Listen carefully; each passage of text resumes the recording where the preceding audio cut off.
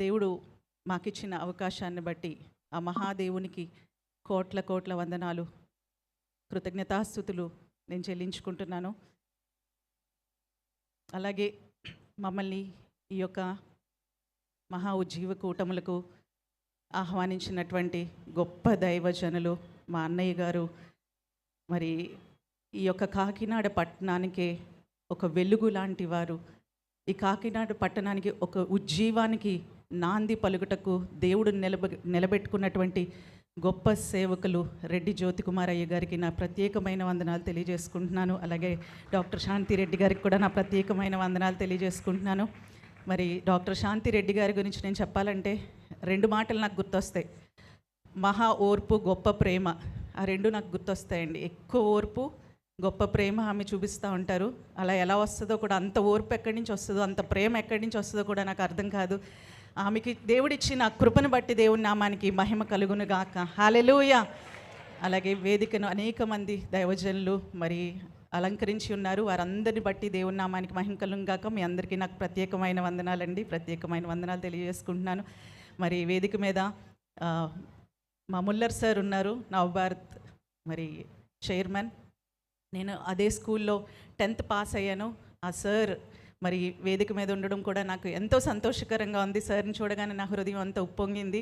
Madam, sir వాళ్ళిద్దరూ కూడా ఎంతో ఆదరణకరంగా, ఎంతో ప్రేమగా స్టూడెంట్స్ అందరినీ చూసేవారు. వారి స్కూల్ నుంచే నేను 10th పాస్ అయ్యాను. మరి ముల్లర్ సార్ ఈ యొక్క వేదిక మీద ఉండడం కూడా నాకు ఎంతో సంతోషకరం. అలాగే మీ అందరికీ కూడా ప్రత్యేకమైన శుభాలు తెలియజేసుకుంటున్నానండి. 2 చిన్ని మాటలు చెప్పి నేను ముగించాలని ఆశపడుతున్నాను. దేవుడు నా హృదయంలో కొద్ది మాటలు పెట్టాడు. ఆ మాటలు మీకు చెప్పి నేను ముగించాలని ఆశపడుతున్నాను. ఎందుకంటే తదుపరి మరి దైవజనులకు ఈ యొక్క మరి సమయాన్ని అప్పగించాలని నేను ఆశపడుతున్నాను. ఒక చిన్న మాట ఏంటంటే 128వ కీర్తన మనందరికీ ఎంతో సుపరిచితమైన కీర్తన కదండి. 128వ కీర్తన మొదటి వచనం ఏమని ఉంటుందండి? ఏమని రాయబడి ఉంటుంది అక్కడ? యెహోవా యందు భయభక్తులు కలిగి ఆయన త్రోవల యందు అందరూ ధన్యులు కదా. తర్వాత ఏముంటుంది? నిశ్చయముగా ఇంకా నీ లోగిట నీ భార్య ఫలించు ద్రాక్షవల్లి వలె ఉండును, నీ భోజనపు బల్ల చుట్టూ ఒలివ మొక్కల వలె ఉంటారు. ఇవన్నీ కూడా మనం వింటాం. అయితే మనకందరికీ ఎంతో సుపరిచితమైనటువంటి లేఖన భాగం ఇది. అయితే మనందరికీ ఒక ఆశ ఉంటుంది. అదేంటంటే ఆశీర్వదింపబడాలి, నిజమైన ఆశీర్వాదం కదండి. నిజమైన ఆశీర్వాదం నాకు కావాలి అని చెప్పి మనందరికీ ఉంటుంది కదా. ఇక్కడ ఈ యొక్క 128వ కీర్తనలో మనం చూస్తే యెహోవా యందు భయభక్తులు కలిగి ఉండుట, ఏమండి, యెహోవా యందు భయభక్తులు గలవారు ఇలాగూ ఆశీర్వదింపబడతారు. అన్ని విషయంలో హాలిస్టిక్ బ్లెస్సింగ్ అని మనం చెప్పుకోవచ్చు. ఎవరికి ఉండదండి బ్లెస్సింగ్? నా జీవితంలో నేను చూడాలి అని ఎవరికి ఉండదు? అందరికీ ఉంటుంది కదా. నాకు కావాలి ఆశీర్వాదం, నాకు కావాలి అని అందరూ చెయ్యెత్తుతారు ఎవరినైనా అడిగితే కదా. అయితే ఇక్కడ మనం చూస్తే ఒకే ఒక మాట రాయబడి ఉంది, దేవుని యందు భయము భక్తి కలిగి ఉండాలంట. మనం అనుకోవచ్చు భయభక్తులు అని చెప్పి మామూలుగా కామన్గా ఎప్పటికప్పుడు చెప్పుకుంటూ వెళ్ళిపోతూ ఉంటాం. అయితే భయభక్తులు, భయము భక్తి ఏంటి? భయము అంటే మనందరికీ తెలుసు, అమ్మో నేను తప్పు చేస్తే శపించబడతానేమో అని చెప్పి ఒకలాంటి ఆ యొక్క మనసు కలిగి ఉండడం భయము కదా. నేను ఒకవేళ ఏదైనా చేస్తే దేవుడు నన్ను ఆశీర్వదించడేమో, నేను ఏదైనా తప్పు పని చేస్తే నా ఆశీర్వాదాలు కోల్పోతాయేమో అని చెప్పి భయం అందరికీ ఉంటుంది. మరి భక్తి ఏంటి? భక్తి అంటే ఏంటి అంటే, నా యొక్క దేవుడు నేను చేసిన పనిని బట్టి దుఃఖపడుతున్నాడా? అలా దుఃఖపడకూడదు. అలా దుఃఖపడకుండా నేను చేసే పనులను బట్టి, నా యొక్క ప్రవర్తనను బట్టి, నా మాటలను బట్టి నా దేవుడు సంతోషించాలి అనే హృదయము కలిగి ఉండడమే భక్తి. భయము అంటే ఏదో జరుగుతుందేమో అని చెప్పి ఆ భావనతో మనము చాలా శ్రద్ధగా దేవుని అనుసరించి నడవడం కానీ, లేదంటే ఏదైనా తప్పు చేయకుండా దూరంగా ఉండడం కానీ సహజముగా జరుగుతుంది. కానీ భక్తి చాలామంది జీవితాల్లో ఉండదు. భక్తి అంటే ఏంటంటే, నా దేవుడు నా గురించి నా నిమిత్తము బాధపడకూడదు, నా వలన నా దేవునికి దుఃఖము రాకూడదు అనేది భక్తి. ఎప్పుడైతే ఈ భయము భక్తి 2 ఉన్నాయో మనం అప్పుడు నిశ్చయముగా ఆశీర్వదింపబడతాం. నిజమైన దీవెన మన జీవితంలో చూస్తాం. నిజంగా మన కుటుంబం ఆశీర్వదింపబడుతుంది. అయితే భక్తి కలిగిన జీవితం ఎలా జీవించాలి అంటే, మనలోనున్న పరిశుద్ధాత్మ దేవుడు అనుక్షణము మనతో మాట్లాడుతూ ఉంటాడు, అనుక్షణము కూడా మనతో సంభాషిస్తూ ఉంటాడు. లోనున్న పరిశుద్ధాత్మ దేవుడు మనతో ఇది చెయ్యొద్దు, ఇది చెయ్యి అని చెప్తా ఉంటాడు. మనుషులు 3 రకాలు కదండి. ఒకటి ప్రకృతి సంబంధమైన మనుషులు, రెండవది ఆత్మ సంబంధమైన మనుషులు, మూడవది శరీర సంబంధమైన మనుషులు.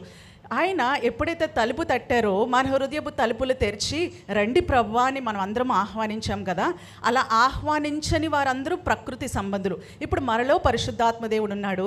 పరిశుద్ధాత్మ దేవుని వలనే మనము యేసు ప్రభు అని ఒప్పుకుంటున్నాము. మనం అందరం కూడా మన హృదయపు తలుపులను తెరిచిన వాళ్ళము. ఇక్కడ కూర్చున్న అందరూ కూడా యేసు ప్రభు అని మనందరం ఒప్పుకుంటున్నాం కదా. ఒప్పుకుంటున్నామంటే అర్థము, దేవునికి ఇదిగో నేను తలుపునద్దు తట్టుచున్నాను, ఎవరైనాను ఈ యొక్క నా స్వరము విని మీ యొక్క హృదయపు తలుపులు తెరిస్తే నేను వారితోని వారు నాతోని భోజనం చేస్తారు అన్న దేవుడు, మనతో సంభాషిస్తానని చెప్పిన దేవుడు ఏమంటున్నాడంటే, ఆయన ఎప్పుడైతే తట్టాడో మనందరం కూడా తలుపులు తెరిచి మన హృదయపు వాకిళ్ళను తెరిచి ఆయన మనలోనికి ఆహ్వానించాము. ఇప్పుడు మనందరం ప్రకృతి సంబంధమైన మనుషులము కాము, ప్రకృతి సంబంధమైన మనుషులము కాము, మనం ఆ కోవకు చెందిన వారం కాము. అయితే మిగిలిన 2 కోవలు ఉన్నాయి. ఒకటి శరీర సంబంధమైన మనుషులు, రెండవది ఆత్మ సంబంధమైన మనుషులు. శరీర సంబంధమైన మనుషుల్లోనూ పరిశుద్ధాత్మ దేవుడు నివసిస్తాడు, వారితో కూడా మాట్లాడుతూ ఉంటాడు. ఇక్కడ మనందరిలో ఈ 2 కోవలకి చెందిన వాళ్ళు ఉంటారు, శరీర సంబంధులు, ఆత్మ సంబంధులు. శరీర సంబంధులు ఏంటంటే, అనేక సందర్భాలలో పరిశుద్ధాత్మ దేవుడు లోనుంచి చెప్పినా సరే, లోపల నుంచి చెప్తున్నప్పటికీ కూడా ఆ మాటలను పక్కన పెట్టి అనేక మారులు లోకం వైపు తిరిగేవారు శరీర సంబంధమైన మనుషులు. వారికి ఒక ఆశ కలిగిందంటే, ఈ లోకపు ఆశ వారికి ప్రేరేపించిందంటే వెంటనే మ్యాగ్నెట్ లాగా అటువైపు వెళ్ళిపోతూ ఉంటారు. వారెవరంటే శరీర సంబంధమైన మనుషులు.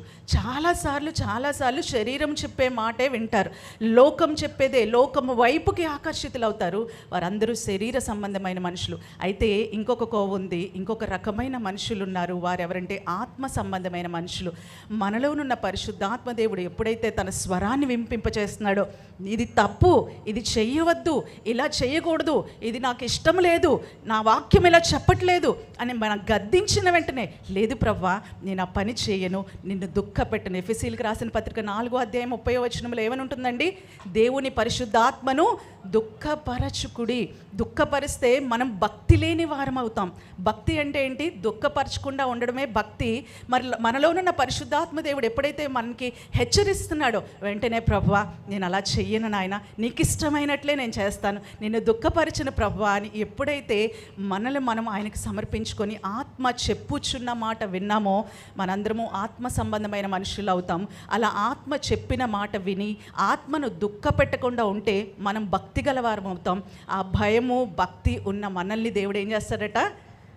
ఆశీర్వదిస్తాడట. ఇప్పుడు ఎంతమందికి నిజమైన ఆశీర్వాదం కావాలండి? ఇప్పుడు నేను అడుగుతున్నాను, ఎస్ నాకు కావాలి, మీ అందరికీ కావాలి. అయితే నిజమైన ఆశీర్వాదం కావాలంటే ఏం చేయాలి? యెహోవా యందు భయము భక్తి 2 కలిగి ఉండాలి. ఈ కొద్ది మాటల్ని దేవుడు ఎందుకో నన్ను ప్రేరేపిస్తున్నాడు ఇక్కడ చెప్పమని. ఎందుకంటే నిజంగా మన క్రైస్తవ సమాజము దీవించబడాలి. భూమి మీద తన నిబంధన స్థాపించుటకు గాను దేవుని యొక్క ప్రజలు సామర్థ్యముతో నింపబడాలి. అది ఎలాంటి సామర్థ్యమైన, బలము, శారీరక బలమైన, ఫైనాన్షియల్ స్ట్రెంగ్త్ అయినా అన్నీ మనకి కావాలి తప్పనిసరిగా.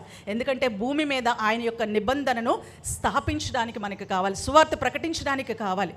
ఇలా కావాలి. మనం నిజముగా దేవుని అందే కాదు, ఈ లోకపరంగా కూడా మనము ధనికులుగాను ఆశీర్వదింపబడిన వారముగాను ఉండాలి అంటే దేవుడు నా హృదయంలో పెట్టిన ఈ మాటలు అందుకే మీతో చెప్పమని చెప్పినప్పుడు మీతో చెప్పడానికి ముందుకు వచ్చానండి. యెహోవా యందు భయభక్తులు కలిగి ఆయన త్రోవల్లో నడుచువారు అందరూ కూడా ధన్యులు. అట్టి ధన్యత మనందరము కూడా పొందుకొందుముగాక.